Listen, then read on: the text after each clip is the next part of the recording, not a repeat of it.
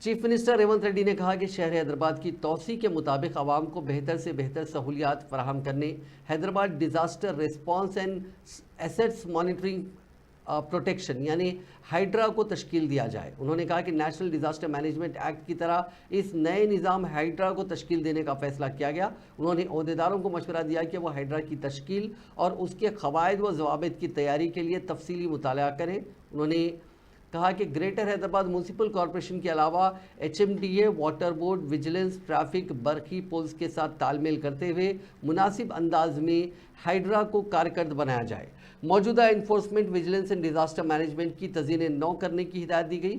اس نئے محکمے میں کون سی سطح کے عہدیداروں کو شامل کیا جائے اور اس میں کتنے عملے کی خدمات لی جائیں اور کن کن محکموں کے عہدیداروں اور ملازمین کی خدمات اس میں ڈپوٹیشن کے طور پر لی جائے، ان تمام امور کا تفصیلی جائزہ لیتے ہوئے رپورٹ تیار کرنے کی عہدیداروں کو ہدایت دی۔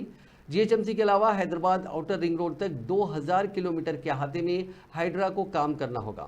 کام کو تقسیم کرنے کے لیے شہر میں فی الوقت موجود زونز کی طرز پر جغرافیائی حدود کا تعین کیا جائے۔ ضرورت پڑنے پر ہائیڈرا کے لیے خصوصی فنڈز مختص کرنے کا بھی جائزہ لیا جائے گا۔